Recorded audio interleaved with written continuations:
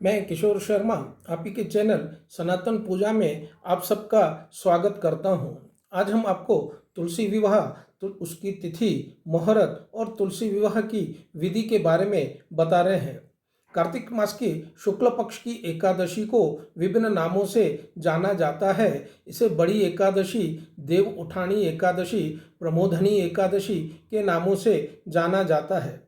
भगवान लक्ष्मी नारायण आषाढ़ मास की शुक्ल एकादशी को योग निद्रा में शेष नाग के ऊपर विराजमान होते हैं और कार्तिक मास की शुक्ल पक्ष की एकादशी को योग निद्रा से उठते हैं, इसलिए इसे देवउठी एकादशी के नाम से भी जानते हैं।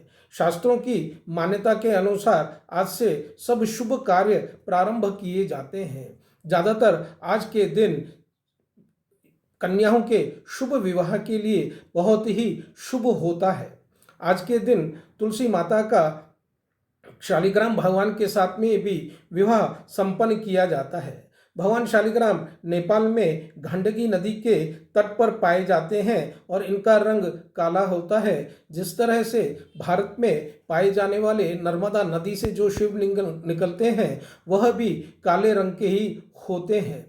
तुलसी विवाह 4 नवंबर को शुक्रवार के दिन संध्या 5:50 से 8:50 तक रहेगा और बहुत ही धूमधाम के साथ में तुलसी विवाह को पूरे भारतवर्ष में मनाया जाएगा। भारत के अन्य भागों में से कहीं कहीं पर भी 5 नवंबर को भी मनाया जाएगा।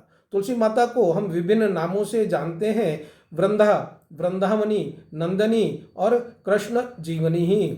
तुलसी 5 प्रकार की होती हैं: श्यामा तुलसी, रामा तुलसी, विष्णु तुलसी, वन तुलसी और नींबू तुलसी। जिनके पास में भगवान शालिग्राम नहीं हैं, वे भगवान विष्णु की प्रतिमा को स्थापित करके तुलसी माता के पेड़ के पास में रखकर बड़े विधि विधान के साथ में पूजा कर सकते हैं और विवाह संपन्न कर सकते हैं। और जिनके पास में शालिग्राम भगवान हैं, उन शालिग्राम भगवान को तुलसी माता के पेड़ में रख कर के स्थापित करके विवाह की विधि को प्रारंभ किया जाता है। सबसे पहले गणपति भगवान की पूजा की जाती है, फिर कलश भगवान की पूजा की जाती है, फिर दीप देव की पूजा की जाती है, उसके बाद भगवान विष्णु की पूजा की जाती है, उसके बाद तुलसी माता की मंत्रोच्चारण के द्वारा पूजा की जाती है। पूजा में सबसे पहले उन्हें चंदन अर्पित किया जाता है, फिर अक्षत दिया जाता है, पुष्पमाला, नैवेद्य, सुपारी, लौंग, इलायची, पानपत्र, जनेऊ और वस्त्र अर्पित किए जाते हैं। सबसे पहले विष्णु भगवान जी को जनेऊ अर्पित किया जाता है, उसके बाद उन्हें वस्त्र समर्पित किए जाते हैं। बाद में तुलसी माता को साड़ी, चुनरी, चूड़ी, बिंदी, श्रृंगार युक्त सब पदार्थ, फल, फूलमाला अर्पण की जाती है।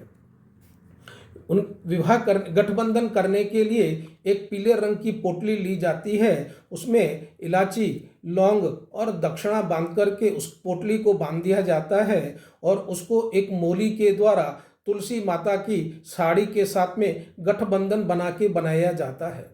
बाद में मंत्रोच्चारण करके तुलसी माता और शालिग्राम भगवान की विवाह को संपन्न किया जाता है।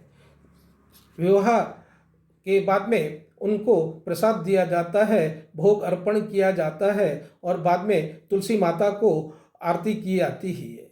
ऐसी मान्यता है कि यदि हम तुलसी विवाह करते हैं तो एक कन्या की हम विवाह करते हैं, लेकिन तुलसी विवाह करने से हमको 1000 कन्याओं के विवाह का फल प्राप्त होता है। उसके बाद में हम 108 परिक्रमा तुलसी माता और शालिग्राम भगवान की करते हैं। हर एक परिक्रमा के बाद में एक फल समर्पित किया जाता है और 365 बत्तियों के साथ में एक दीप लगाया जाता है और वो दीप प्रज्वलित रखते हैं जब तक कि विवाह संपूर्ण न हो जाता है। जिस तरह से हम अपनी कन्याओं का विदाई करते हैं, उसी तरह से तुलसी माता का विवाह करने के बाद में उनका भी विदाई किया जाता है।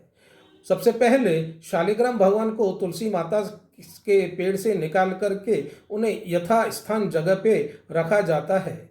फिर तुलसी माता को अपनी ही पूजा की जगह में वापस स्थापित कर दिया जाता है और सब दिन पूजा के लिए तुलसी माता का पूजा किया जाता है, जिस तरह से यथावत हम पूजा करते हैं। इस तरह से आज का दिन तुलसी विवाह का संपन्न हुआ। बोलो तुलसी माता की जय।